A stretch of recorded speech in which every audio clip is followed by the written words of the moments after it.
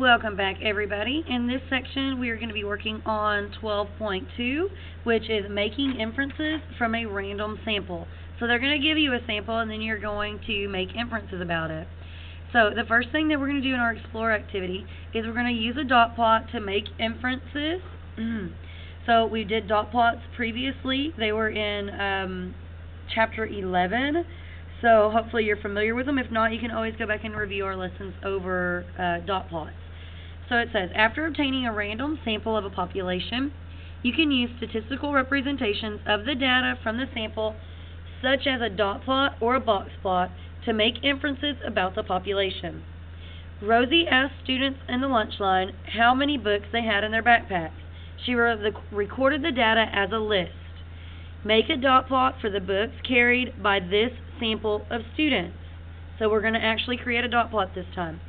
So step 1, we're going to order the data from least to greatest, find the least and greatest values in the data set. Tyler, so Elise, can you please come to the front office? Step 2, Tyler, you're going to draw a number line from 0 to 6 and place a dot above each number on the number line for each time it appears in the data set. So that's what we're going to do together. Now what's nice though is that we really don't have to actually put these in order. We can just make like a little checklist. So it says we need a dot at 2.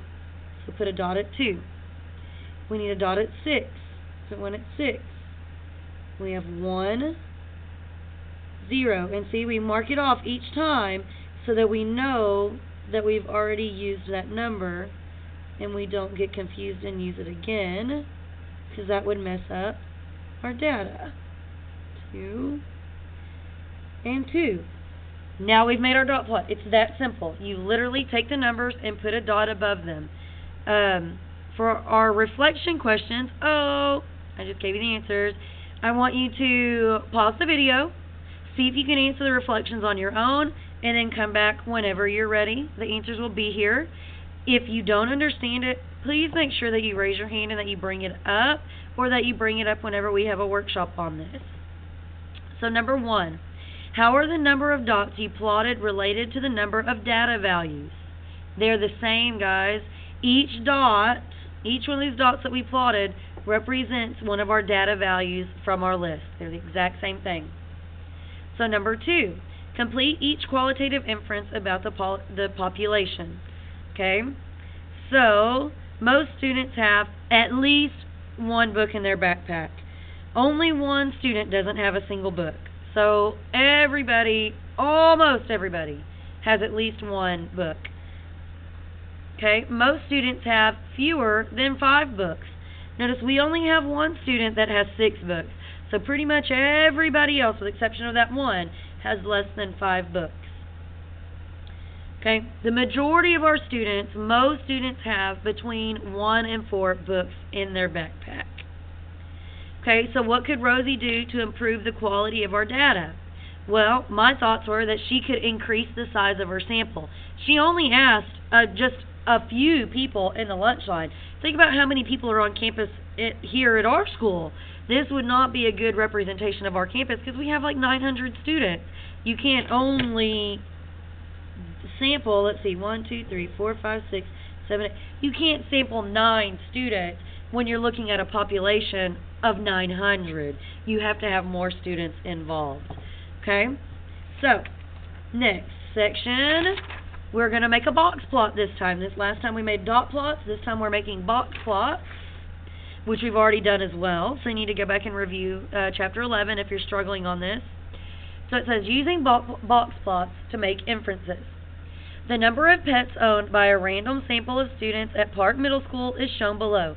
Use the data to make a box plot. Step 1, we need to order the data from least to greatest. Then we're going to find the least and greatest values, the median, and the lower and upper quartiles, which we did in Chapter 11. So, first things first, we put them in order.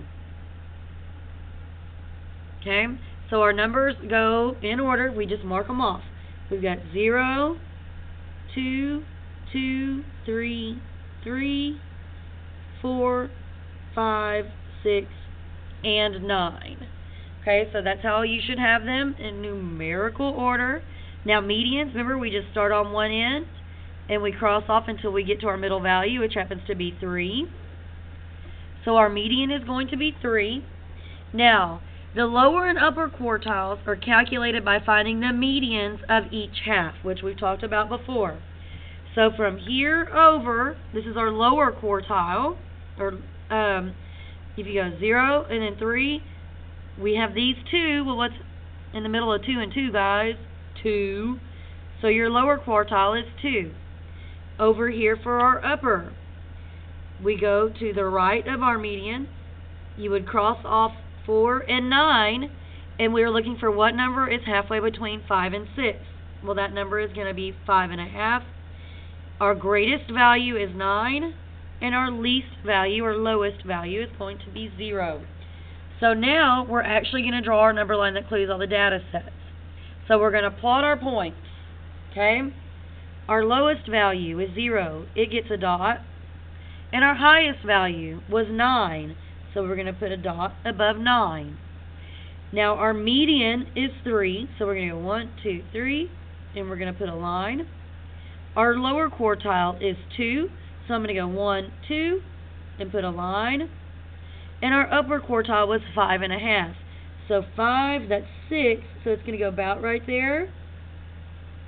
Now all we have to do is connect our lower quartile and our upper quartile and draw our whiskers. And you have now completed your box and whisker plot. Yay! Okay, so step 3 just basically tells us what we just did. It's finally drawing it. If reading it works better for you than for me explaining it, by all means, pause it, read it, and do what it says. Either way works just as fine. Okay, so pause the video, answer questions 4 and 5, which are the your turn reflection questions, and whenever you've got your answers, come back and check them and see if they match up. Number 4, complete each qualitative inference about the population. A good measure for the most likely number of pets would be 3, because that's our middle number, right, our median. So that's a pretty good idea of how many pets they would have. 50% of the students have between 0 and 3 pets. So here's our lower half. All of these numbers fall between 0 and 3. Number 5, or not quite, excuse me, we have one more question. Almost every student in Parkview has at least 1 pet. Very few of the students, 1, has less than 1. So pretty much everybody has more than that. Good thing they didn't ask me, because I have way too many to go on this list. I would be what's called an outlier, because my number would be so much higher than everybody else's that it would skew our data. It would make our data different because I have so many animals. Alright, so now we're going to move on to using proportions to make inferences. So remember, proportions are going to happen all year long, guys. I told you all year, every time we've done something, is that we could probably use proportions to do it. So the sooner you learn this and get more comfortable with it, the better it's going to be for you. Alright, so a random sample has a good chance of being representative of the population. You can use data about the sample and proportional reasoning to make inferences or predictions about the population. So for our example, a shipment to a warehouse consists of 3,500 MP3 players. The manager chooses a random sample of 50 MP3 players and finds that 3 are defective. How many MP3 players in the shipment are likely to be defective? Okay, it's reasonable to make a prediction about the population because this sample is random. He just picked out 50 random out of the batch. So we're going to set up a proportion. How many are defective in our sample versus the size of our sample. And now this is what we're looking for, the defective MP3 players in the total population over the size of our population. So remember, for our proportion, we have to have 3 out of the 4 numbers. So now we need to substitute in our numbers. So we have 3 defective out of the 50 in our sample is how many defective out of the 3,500 in our population. So now we see that 50 times 70 is 3,500. So what we multiply our denominators by, we multiply our numerators by. So 3 times 70 is going to give us our answer. So it ends up being 210. Based on our sample, we can predict that about 210 MP3 players in our shipment would be defective. Now, this is not 100%, guys. This is not foolproof. This is not saying you're going to have exactly 210.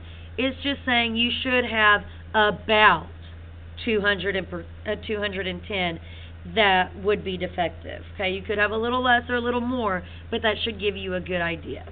So, pause your video, and you're going to do problems 5 and 6 on your own. Once you have completed them, come back and check your work, guys.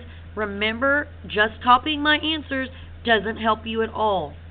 You have got to know this information, so if you're struggling, it's your responsibility to let me know. Don't wait till our checkpoint quiz or the day before the test to come in and tell me that you're struggling with something like random samples, okay? All right, number 5. What if? How many MP3 players in the shipment would you predict be damaged if 6 MP3 players in the sample had been damaged? So instead of 3 out of 50, we would have had 6 out of 50. Well, didn't I just double my amount? So instead of 210, I would have 420 damaged. Estimating 420.